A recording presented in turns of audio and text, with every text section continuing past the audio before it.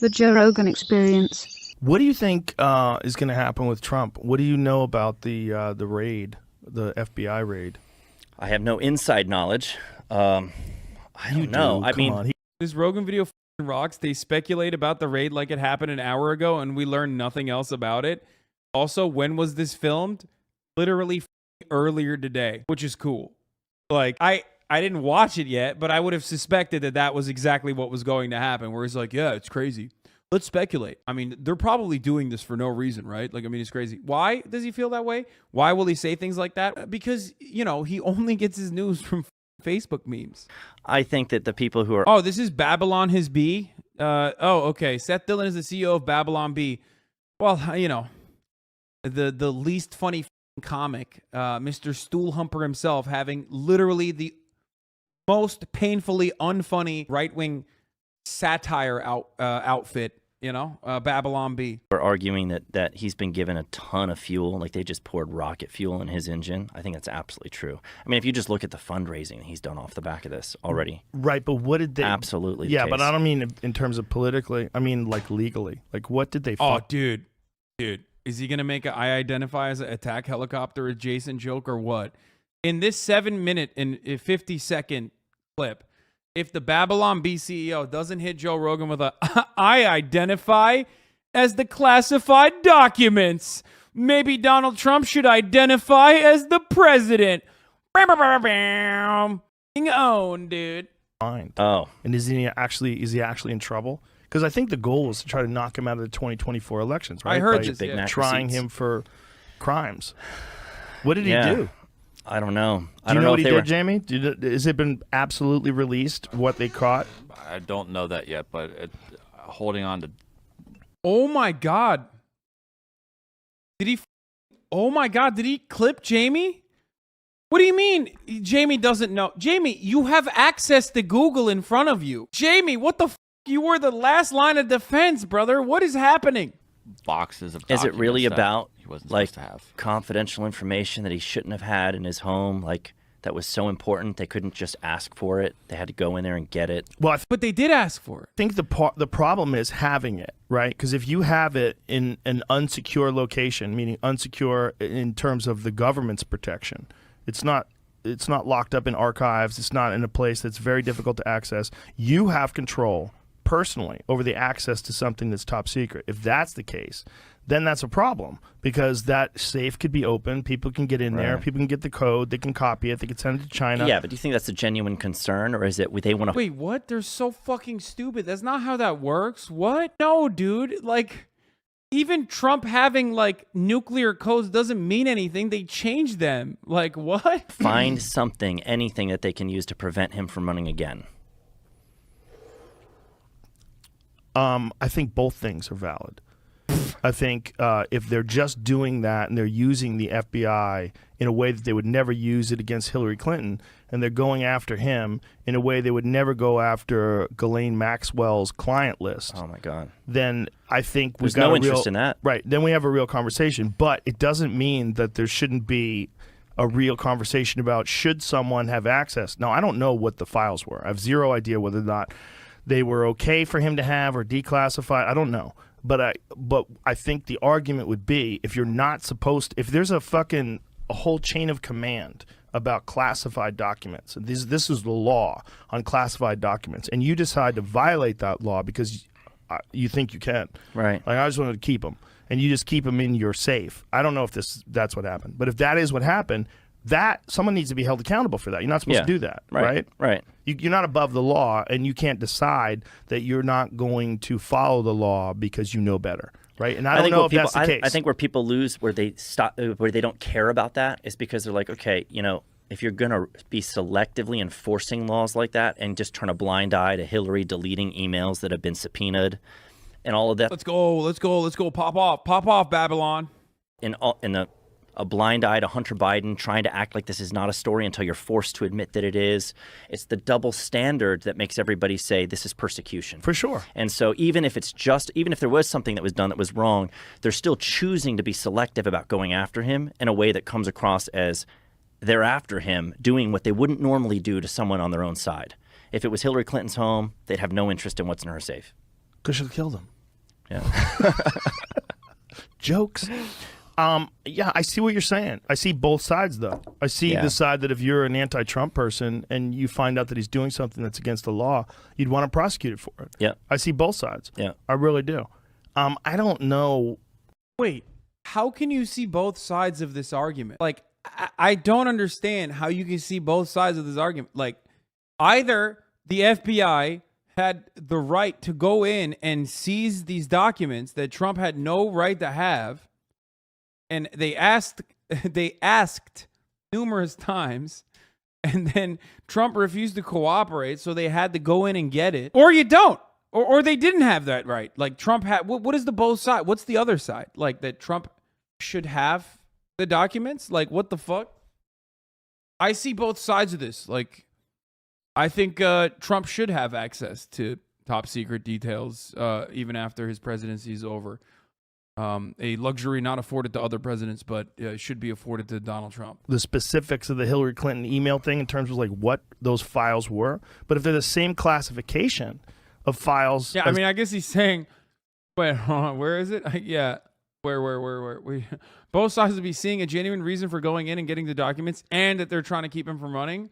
Or it's really simple. You understand that he's a criminal, but you believe that rich white people shouldn't be tried for white collar crime. As like he had, you could make the argument they were more vulnerable because they were on a regular laptop. Well, and it's still destroyed after a subpoena. After a subpoena. I mean, imagine if Trump was subpoenaed. Shut the fuck up. He's saying that he can see there's legitimate reasons to investigate and raid Trump, and that it was also politically motivated. You're being dense as fuck. Okay, but like, if there's a legitimate reason to investigate, that completely supersedes the political motivation behind it. You can't say both sides, especially when Trump was subpoenaed for this information. Instead of handing it over, he burned it. Right. Yeah, can you imagine if Trump was subpoenaed for this information? Oh, wait, I can imagine. That happened! Subpoena. I mean, imagine if Trump was subpoenaed for this information. Instead of handing it over, he burned it. Right. That is where shit gets really squirrely. Yeah. Gets really squirrely. And it's like, what punishments are there for that? Is it zero? There's nothing. Nothing. Not a fucking thing. Right. And everybody's just like, you know what? Didn't she have? She has a hat for sale that says "But her emails." But her emails. She's capitalizing. Good on for it. her. Yeah. Good But for her her. emails. I wonder if, like, amongst people that are on the right now, a black hat with white letters will get your ass kicked because you know, like the MAGA hat. Yeah. Like you could have a MAGA hat that said anything. Like I saw a lady get maced in the face because she had a hat on that said it was a red hat with white letters. You didn't see that. You didn't see that. This is like early, dude. I think Joe Rogan's brain fried somewhere along the line, and he like completely stopped forming new memories.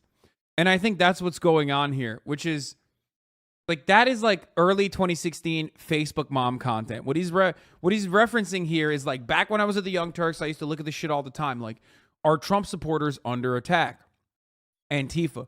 You know what I'm talking about? When they would say like Antifa is like using bike locks to beat the shit out of Trump supporters. Why? Because they're wearing Trump hats. That was like a huge fucking 2016 era Facebook meme. And I think that's the last time his brain was able to like hold on to new memories. So he's still on that shit. Letters that said "Make Bitcoin Great Again." And she was at one of those protests. There's a video People of thought her it was a MAGA hat. Yeah, and some guy maced her in the face. He pepper sprayed her in the face because she had a red hat with white letters about Bitcoin. Oh my God. Oh, there's no way. Oh, I love this. Salt, by the way. It is assault. Well, that happened a lot at those fucking anti-Trump protests. See? I'm telling you, he's literally hitting the fucking 20. Oh, just remember when they would like beat the shit out of Trump supporters for wearing hats? The problem is that he was such a divisive character that he became a great enemy for the other side. He wasn't like a statesman who, like, you know, you could criticize his policies and his positions. You could say he's heartless, all you want. But he represents the United States in a statesmanly way. And like, no, Trump's, you know, he's a wild guy that like encourages people to hate him. Do you think DeSantis would demand or command more respect from the left in the those left shoes? still hates him, but they don't hate him. Wait, oh my God. It's ABC 7 News. It's titled Pepper Sprayed. I'm looking to just make a statement by being here, and I think the protesters are doing the same. And props to them for the ones who are doing it And it's from 2017. Let's fucking go. non-violently, but I think that's a very rare thing indeed, so. Oh, God, I love that. I love that. I love that so much. Bitcoin community rallies around Bitcoin attacker at UC Berkeley. A young woman wearing a red Make Bitcoin Great Again hat in the style of popular Trump campaign apparel was maced in front of television cameras as violent protesters destroyed parts of downtown Berkeley Wednesday night. Oh, dude, that's so sick. Bro, I am so fucking... Oh, man. I was fucking right. Of course, dude. Oh, that's so good. That makes me happy. Him the same way they hated Trump. I mean, I fucking nailed the time of it. Like, literally. I nailed the story to a T. They try to, but he's more reasonable. He's very level in the way he talks about things. He's firm though. I mean, yes, he's but you know what I'm saying? Like he's not an insulting character. Like Trump's a character. right. Like part of what he's doing is like doing comedy. It's like he's doing stand-up when he's up there. I mean, when he makes fun of Biden and makes fun of other... Why are you proud to remember that? What do you mean, dude? I do well. Like, I do my job really fucking well, okay? That's why, okay? Call me Nara, the way I fucking archive conservative moments, okay? people, like, he's doing fucking stand-up. He really is, and he kills. He's got this thing, you know, and that thing is like everybody's with him is fucking really with him. And everybody's against him is really, really against him, and he like encourages it. You know, he that is what I think is not good. That part of it, like I get where he comes from because like that's what made him, is fighting against the haters, you know. But when you're a president, like that's a different role. That's a different role than being the fucking host of The Apprentice. Right. And a lot of people hoped that when he got in there, he was going to abandon that and just be like common sense, get shit done. But no, he's on Twitter calling his ex-girlfriend a horse face. Right. Saying about Kim Jong-un, calling him Little Rocket Man. He's fucking wild. What was it he said about Rosie O'Donnell? Oh yeah, didn't he call her a fat pig? Something like that. I don't even remember exactly what he said, but it was nasty. It was he nasty. says horrible shit. He calls her a loser all the time. Yeah, but I mean, people think it's hysterical. They do, and they do have something like, but you know, the but her emails thing, but his mean tweets. You know, like he could sell shirts and stuff about that because it's like, you know, a lot of people will say, I don't approve of his tweets. I don't like his tweets. No, a lot of people would say that. Yeah, a lot of people on the right will say that. Yeah, a lot of people on the right will say that. This is where I think they have hope in DeSantis that he wouldn't do the same kind of things. He would. I miss Donald Trump's tweets too, but the problem is DeSantis is fake.